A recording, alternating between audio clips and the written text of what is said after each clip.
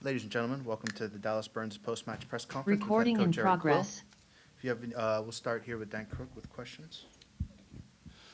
Coach, caught up with some former teammates and put in potentially the most complete performance on both sides of the ball this season. How are you feeling? Really proud. Proud for the fans that, we haven't done them right. And we knew that about ourselves, and we didn't like that about ourselves, and have been trying to change it about ourselves. And something triggered in San Jose where I really started seeing a team that's honest, a team that's fighting for each other, communicating to each other, picking each other off the ground, clapping at each other, just the power of team unity. And that can take you places. That can take care of the margins that this league will throw at you. And I'm just on an emotional night that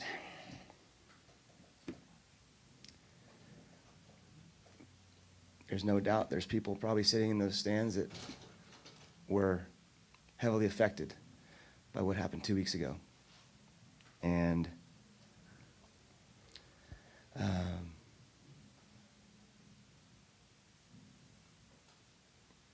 I told the team, this isn't about soccer tonight. This is about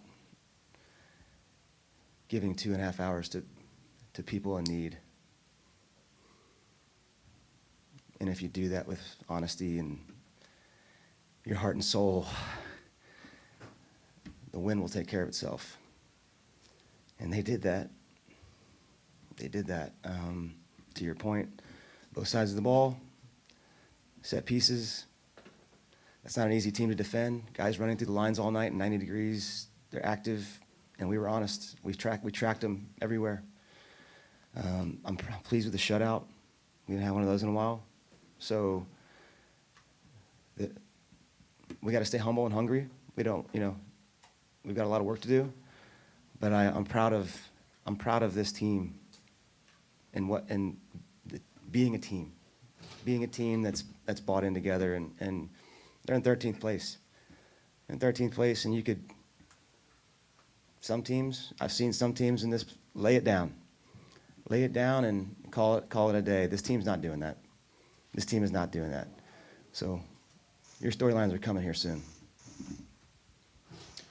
Coach, it was encouraging to see some young guys like Josh Tricado get another start. Sam Sarver come off the bench, play a huge role in that third goal. Talk about obviously their performances tonight, but what you're seeing out of them in training and how you balance that with just getting minutes and under this pressure that you have to get results. I come from a developmental background. I played the game. I know when the talent is there, plus the heart and attitude. So Josh Torquato, 17 years old, he's not 17 out there. 2 games in a row, this kid's stepping up with just an enormous amount of confidence in himself, and we saw it in preseason. So it's no shock to me, and I hope you're going to see this kid rise and rise and rise. Sam Sarver, he hasn't been integrated with the group really until last week, and he's a personality type, as you can see, that beats to his own drummer. He has connected our group with his passion for the game. I was a fan of Sam in 15 minutes that I just watched him play. I was inspired by his effort, and he scores 4 goals last night in Kansas City and comes here and draws a penalty. I think you could say the kid's on fire. But he's as humble as they come. He's as fun as they come. That locker room right now, because of him, is a few octaves up, and we need that. Personality helps. So I'm just elated for the guys. Because it's, monkey off the back a little bit. And then the other piece of the night, too, is just seeing former alum of Dallas Burn, which I played for, and was teammates with Christ and Kassar, and played against Dodd. And all, these guys, I love history. You know, paying respect to the history of the game is important. That's how we stay united. That's how we grow the game in the United States, to be honest, is we always respect the history of the game and guys that came before us. And I just love seeing them. So the storylines are all out there, and I'm glad we get to send people away on a special night with a performance like that. Coach Daniel Stevis, CW33, I'm curious, you mentioned a shift that you noticed in your players. Has there been a shift for you? Because as a head coach here with FC Dallas, big year for you. Have you changed throughout the course of this year, and have you noticed maybe a shift in yourself? It's a great question. Yes, 100%. This league has tested me in every which way. Managing at this level tests you in every which way. I'm in a growth lesson, but I always believe in solutions. I believe in finding the solutions and never giving up. And you know, challenge is what makes life fun. You know, and you lose 4 games in a row. You know, obviously this day and age, how fast you see it in your face, how pressurized the situations become. But this is how your, you know, resilience and belief in yourself is important. And I've never lost that. And all I've wanted for this club.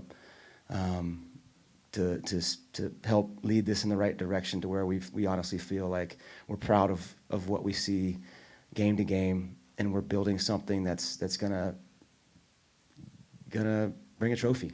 And we got a long way to go, but I believe I know what I know, and I know that something's changing here.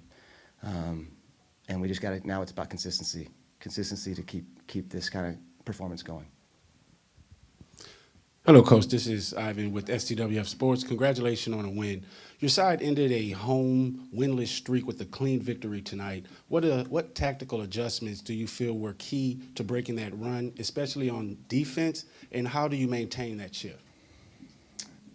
You know, we went to this back 5 against San Jose, and really it had a stability to it that I really liked. And you know, and it was also generating chances. Sometimes you think back 5s, it's more of a defensive approach, and you can tweak it to make it more. And so I thought rewarding this, you know, again, the structure, the people within the structure, the profiles that I think fit the structure really well. But I'm also a guy that it's people over tactics. It's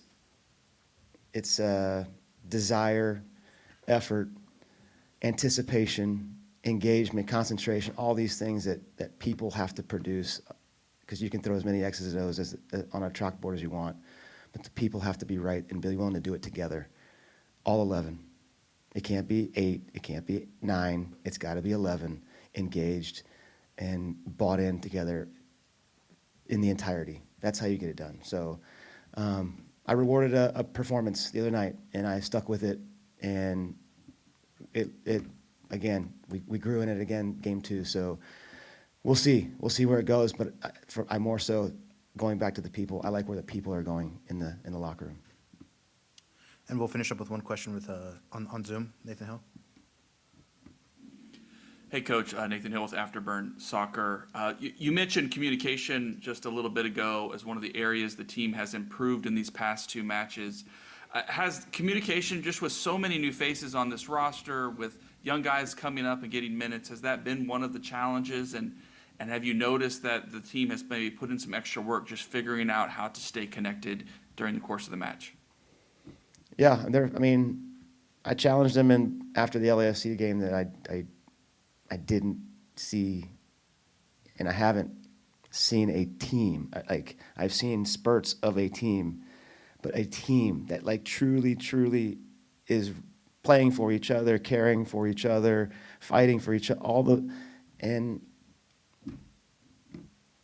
and as a coach, you kind of it's a slippery slope, challenging in that way. But they answered.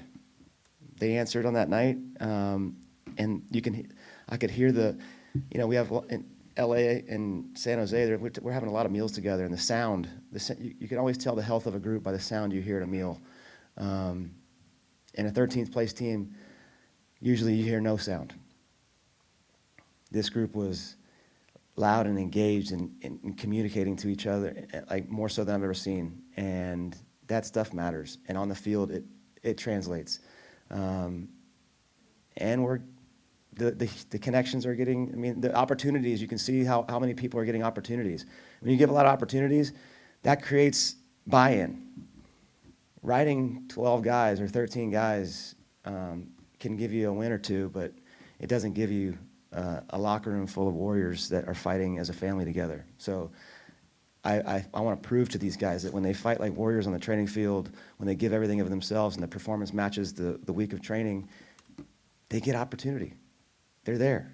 So that's what's happening, and I've shown enough of a proof that they get it. And that's what time does. Time in the job does, and us getting to know each other. New faces, and like you said, new faces in the locker. We're starting to come together and understand each other on a higher level. And that's all I can ask for. And I believe I'm proud of this team for what they've done the last two games, and now we got to keep doing it. And we can enjoy tonight, but humble and hungry is the message. Thank you, Nathan. And with that will conclude tonight's post-match press conference with head coach Eric Quill. Thank you for attending. Have a nice night. Thank you all for being here. Thank you, Eric.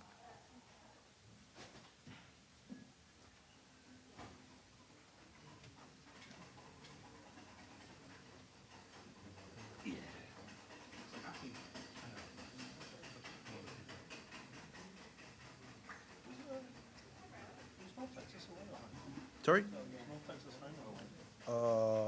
Yesterday? Away. KC. Yeah. They all flew back tonight in the morning. It's an hour flight, hour 10. I mean, still, it's the whole. It's not just getting on late night. Big dogs, bro. That's what I'm saying, bro. Cool boys. Go in the locker room? That way. Yep. Yes, ma'am. Yeah, dude. That's crazy, right? I got a second thought that I'll wait on.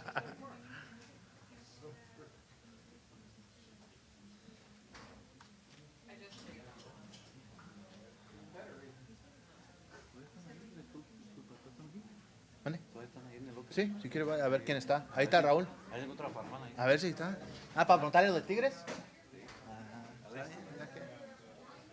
Pero a lo que van, ¿eh?